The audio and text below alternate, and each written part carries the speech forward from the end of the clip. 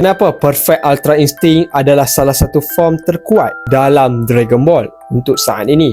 Kalau korang fans Dragon Ball Super, mesti korang tahu momen bila Beru sendiri terkejut gila tengok Goku capai form Perfect Ultra Instinct. Itu bukan sekadar power up yang biasa, itu tahap kuasa yang dianggap setaraf, malah berpotensi mendekati God of Destruction. Pendek kata, ini adalah form yang paling power yang pernah Goku capai setakat ini. Jadi, apa sebenarnya Perfect Ultra Instinct? Perfect Ultra Instinct ialah versi lengkap kepada Ultra Instinct Sign. Kalau Sign tu macam trial version, yang ni pula full version. Semua pergerakan jadi automatik tanpa perlu fikir. Badan bergerak sendiri, serang, elak, counter, semuanya berlaku secara refleks yang sempurna. Dan Whis sebenarnya sentiasa berada dalam keadaan Ultra Instinct. Bagi mereka itu bukan transformasi pun, tapi mode default. Tapi Goku pula kena bertarung separuh mati baru mampu capai ke tahap ini. Bila Goku masuk Perfect Ultra Instinct, rambut dia jadi perak, mata pun silver, aura dia campuran putih, biru, ungu dengan percikan cahaya. Dalam anime, baju dia sampai koyak sebab tenaga terlalu kuat.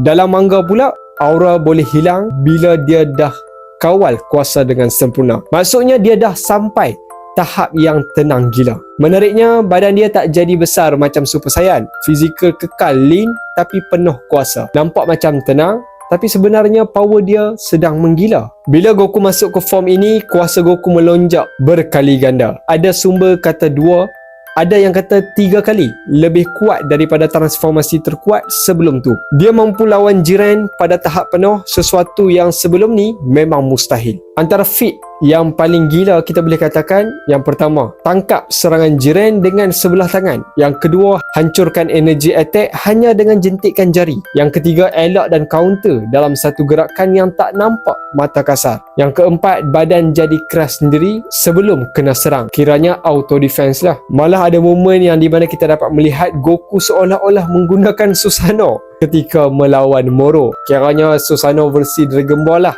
tapi ni yang Goku punya. Kunci Ultra Instinct ialah keterangan mutlak. Kalau hati kacau, fokus akan hilang. Ketepatan terus drop. Itu kelemahan utama Goku sebab dia jenis fighter yang guna emosi. Dalam anime, dia pernah guna kemarahan untuk boost kuasa masa lawan Jiren. Tapi lepas tu, badan dia terus collapse. Dalam manga pula, dia kena belajar kawal emosi betul-betul sebelum boleh guna form ini dengan stabil.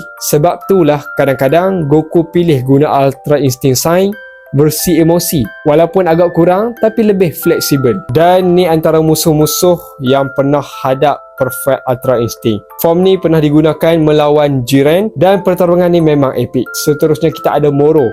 Badan Moro pecah sebab tak mampu tahan kuasa Ultra Instinct. Seterusnya kita ada Granola. Goku dominan awal tapi kalah bila fokus dia hilang. Lalu kita ada Gas. Akhirnya Goku terpaksa tukar ke Ultra Instinct Sign sebab yang tu lebih sesuai lah ketika lawan Gas. Dan Goku juga pernah sparring dengan Whis, tapi memang jauh beza lah kekuatan dengan Whis ni. Even Goku juga pernah gunakan form ini untuk lawan, untuk menghadapi Gohan Beast.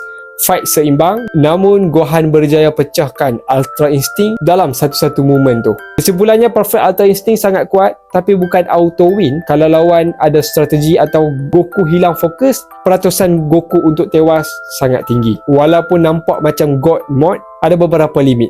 Yang pertama, stamina drain teruk. Guna terlalu lama boleh rosakkan badan. Yang kedua, perlukan ketenangan mental. Emosi kalau drop je memang terus kacau. Yang ketiga, ada time limit. Walaupun dah master, masih tak boleh guna dalam jangka masa yang lama. Lalu yang keempat, ketepatan boleh menurun bila penat atau keliru. Dan yang kelima, badan mortal tak mampu tahan kuasa sepenuhnya. Mudahnya kita tengoklah, Moro jadi contoh yang paling jelas. Dia kopi kuasa Ultra Instinct tapi badan dia mutasi sebab tak cukup training.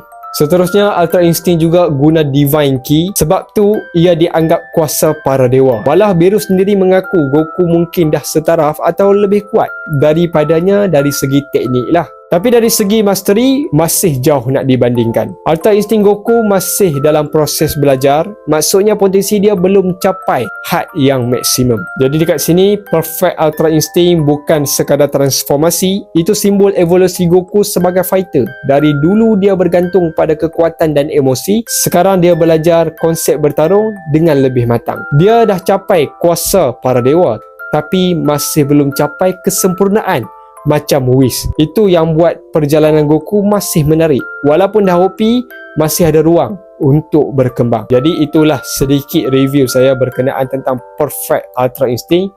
Form apa lagi yang korang nak saya bahaskan? Komenlah.